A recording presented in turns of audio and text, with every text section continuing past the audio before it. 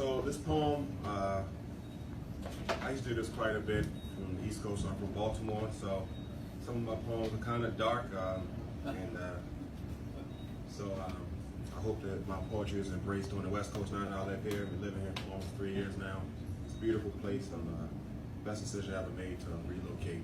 But I still am a Baltimorean, so I still some grit in a lot of things I write. This poem is very important to me. I wrote it probably a year ago, which is unfortunate because since I wrote it, there's been a lot more of these occurring. So I felt like that this poem needs to be heard, and I hope that is received. Mass shootings are not God's plan. These mass shootings are not God's plan. We must understand, God says, do not murder your fellow man, for we're all family. We all have the same plans to expand our future, whatever suits you, whether it's putrid or lucid, bland or bizarre, whether you dream of something close or you dream of something far. Remember, as teenagers, we all just dreamed of having our own car or going to a bar legally. Well, some go on to past the bar, while others just want to work at a bar, serving patrons who day was subpar and needed the company. Some think they can sing but will never become a star, except for in the shower or driving to work in their car. Some children will grow to lead, some will take heed, some will proceed to accomplish great deeds, some will invent, some will prevent disaster. Some of us will get skinny, some of us will get fatter.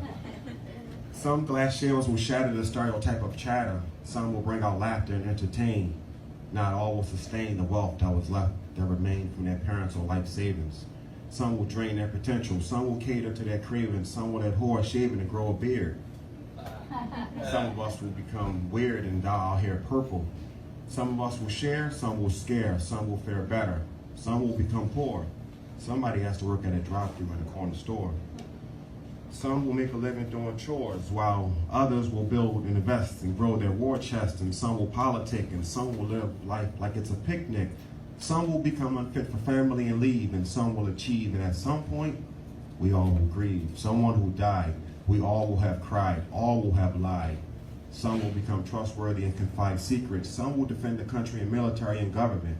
Some will look at life as irrelevant and become petulant and suicidal. Some of us will become friends.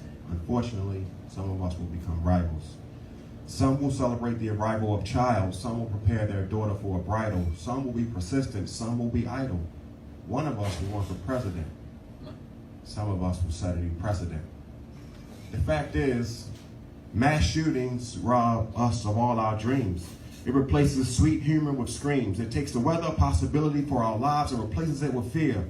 The country sheds a tear when we're scared of who's next, where at. The question should never be why we died. The question should always be, why weren't we allowed to live? Murder should always be forbidden, not for young kids in a school or parents working or a concert or a restaurant or worship in a temple, a church, a synagogue, or a mosque. That simple liberty of public safety should never get lost in politics. Let people live. Stop taking innocent lives to fulfill some fib that it makes you even. Anger and anger for those who had no say on your situation is evil. It's the worst jealousy one could imagine. Hating those who didn't hurt you. Mad at someone for navigating their pain better than you're able to. So shooting strangers becomes the best thing that you can do. It's simply not true. They did nothing to turn your sunny skies blue. They don't owe you, and they don't know you were hurting. So why is there blood spurting on bar stools and in pews and cubicles? Why are they on the news? Because you are confused? Well, we all are confused. We all been used. Some have been abused. Some days we win, some days we lose. We may have different views, but we're still all human family. And we all borderline insanity. That's why we're called humanity. Yet our government is forever willing to accept the ruse that all men possess a right to kill if they're just in a bad mood. That's not the same as a right to defend yourself, dude. We should not have the right to defend your appetite for bloodshed. The Second Amendment needs amending. We don't have the right to bear arms if that right is used so casually to take others' life. We don't have the right to bear arms of ammunition for small wars because most of us are just Commodores. We're just regular Joes and Waynes, Shanikas and Janes, Bobbies and Robbies with hobbies, not armed with Tommies and shotties, grenades and bullets to kill innocent bodies. We just want to live our own path, and that gets robbed with every sound of gun blast. to fulfill some sick desire of hatred for people who didn't deserve your wrath. We're living in a legal bloodbath where any person can obtain a gun and say, I'm buying 1,000 rounds of ammunition, 2 bulletproof vests, smoke bombs, grenades, just for fun, simply to have the ability. And it's my right to instill fear of my capability to exercise my auxiliary.